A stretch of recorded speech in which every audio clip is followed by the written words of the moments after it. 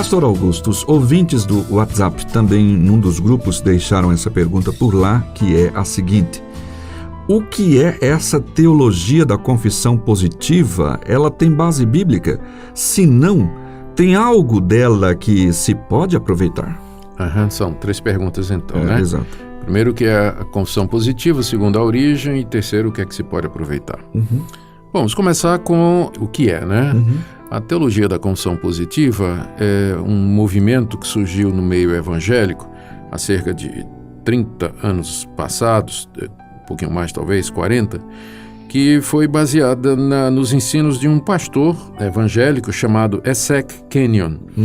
Essek Kenyon também era um estudioso da área de comunicação, da área de hermenêutica, interpretação, linguagem, e ele seguia uma linha que na época já se despontava, hoje já domina, que está relacionada com estruturalismo e que defende que um texto e as palavras de um texto são autônomos, não é? E são desligados do autor. Uma vez que o texto é produzido, o autor simbolicamente morre e o texto é vivo. Então, o significado está contido nos textos, né? Nas palavras que estão no texto. Perigoso, né? Então, essa ideia de que palavras elas contêm o sentido, né? E não a intenção de quem as escreveu, essa ideia acabou sendo transposta por Essek Kenyon para a teologia dele. E então ele passou a afirmar que as palavras que nós proferimos, as palavras que nós dizemos, elas têm poderes ou o poder de criar realidades espirituais, não é? Então, isso funciona nos 2 sentidos. Se você usar palavras abençoadoras, fizer declarações do tipo eu decreto prosperidade ou eu decreto a vitória, eu rejeito essa doença. Então, essas palavras, elas criam estas realidades espirituais, elas geram estas verdades ou estes fatos no mundo espiritual, e logo em seguida isso acontece no mundo concreto.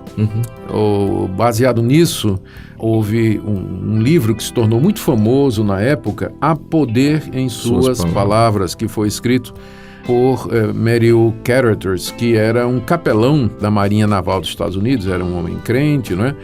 E Há Poder em Suas Palavras, então, trazia esse conceito. Há um outro livro também nessa época, escrito por Paul Yonggi Cho, A Quarta Dimensão, que era sobre oração, não é? E Paul Yonggi Cho, hoje ele se chama David Yonggi Cho, ele é pastor de uma igreja na Coreia, uma igreja neopentecostal muito grande, e ele no livro defendia uma teoria que depois se tornou muito famosa até o dia de hoje, que quando você vai orar, você tem que dizer a Deus exatamente o que é que você quer. Se você pedir a Deus, por exemplo, que Deus lhe dê uma casa e não disser aonde você quer essa casa, Deus de repente pode dar a você uma casa na China, não é?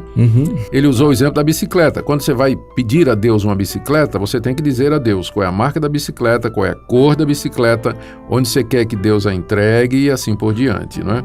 Como se ele não soubesse, né? Como se Deus não soubesse dessas coisas. Mas o ponto é que as nossas palavras é que vão determinar as realidades espirituais e físicas ao nosso redor. Tem um livro atual, né, chamado O Segredo, que basicamente virou um best-seller e que ele trabalhou nessa questão também, entre Rhonda Byrne, parece o nome dela, O Isso. Segredo, né?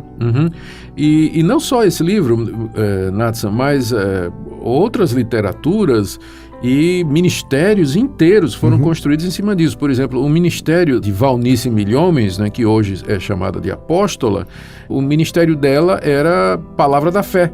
Eu não sei se ainda hoje mantém esse nome, mas quando ela começou colocando o nome Palavra da Fé, exatamente porque ela entendia que pronunciar em fé, declarar em fé, afirmar em fé as bênçãos e a vitória geram no mundo espiritual estas realidades que depois passam para a realidade material. Eu me lembro, eu era seminarista no Seminário Presbiteriano do Norte e eu fui participar de um evento em que Valnice estava despontando, né?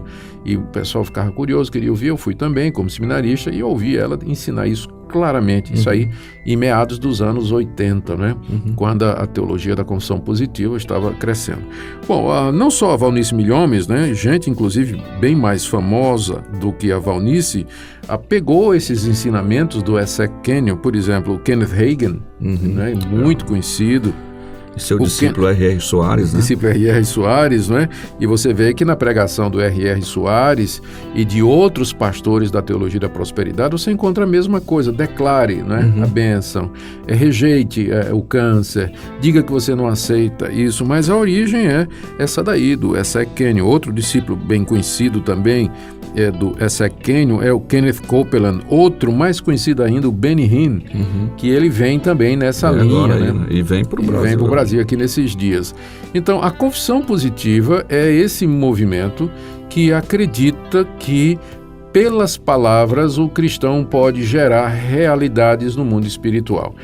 Da mesma forma que isso é feito positivamente, essas palavras podem ter um efeito negativo. Você rogar praga, você passar a jogar maldição, né? Você amaldiçoar as pessoas. Então, estas palavras carregam poder suficiente nelas para destruir a vida de alguém. Por isso, então, eles até ensinam para você ter cuidado, né, nas coisas que você diz para o seu filho, né? Se você disser para um menino, vai para o diabo que te carregue, né? Cuidado que pode acontecer exatamente isso, né? E aí vem o conceito de maldição, né? Que maldições que você tem na sua vida, porque gente disse coisas, você foi amaldiçoado quando era criança, você tem que quebrar essas maldições, enfim, a coisa é muito, muito ampla. Uma base que o Benny Hinn, se não me engano, eu estava ouvindo uma pregação dele, ou de algum dos discípulos dele, agora realmente não me recordo, e o Benny Hinn dizia assim, não diga que você tem um Deus dentro de você, você é Deus. A ideia, o que é que ele quis dizer com isso, que você é Deus? Ele dizia o seguinte: Deus nos criou a sua imagem e semelhança, e nós somos filhos de Deus e temos a natureza de Deus. Então, da mesma forma que Deus criou o mundo pela sua palavra, nós, filhos de Deus, temos esse poder também de criar realidades pela nossa palavra. Pela nossa palavra, sutil, né? Então, ele diz que quando os crentes não percebem isso, eles se gloriam no fato de que Deus mora neles, quando eles esquecem que eles têm, nesse sentido, autoridade similar da de Deus, de criar do nada as coisas. E até na ilustração, ele dizia assim: não diga que você está pobre, bata na sua carteira e diga, carteirinha cheia de dinheiro, né? E também não diga que você está doente. Se você disser que você está doente, você vai ficar. Mas você bate no seu corpo e diz, corpinho cheio de saúde, né? Então, é isso que é a teologia. Desculpa, eu rio, não é falta de respeito não, mas porque de fato é engraçado. É engraçado. Então, essa é a origem do movimento de confissão positiva e é também o que é que ela representa e o que é que ela pensa.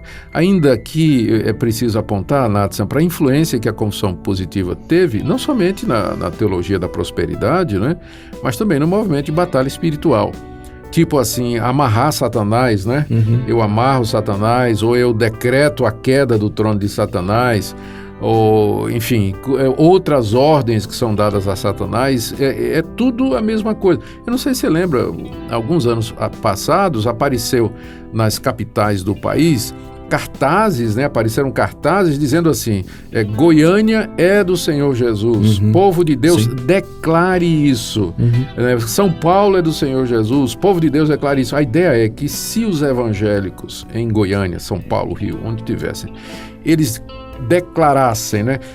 Minha cidade é do Senhor Jesus, então essa declaração, essa palavra de fé, né, ela haveria de gerar essa realidade e Cristo de fato seria Senhor daquela cidade. Os demônios recuariam, perderiam autoridade, o poder das trevas seria quebrado ali e assim por diante.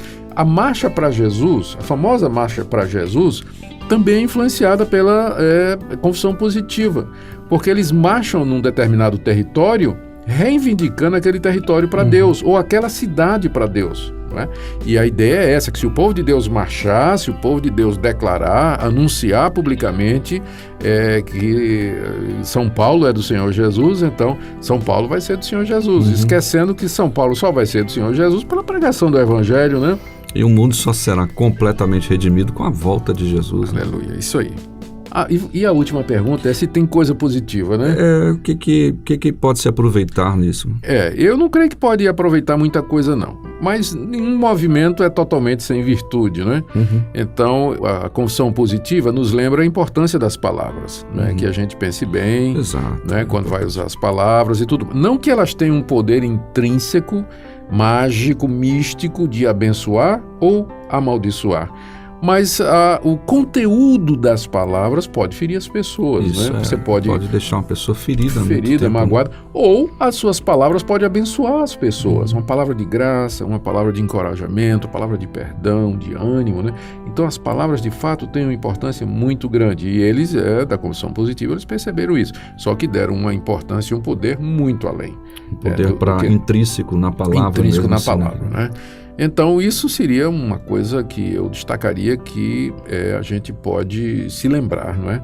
Estudando esse movimento, é o poder que as palavras têm.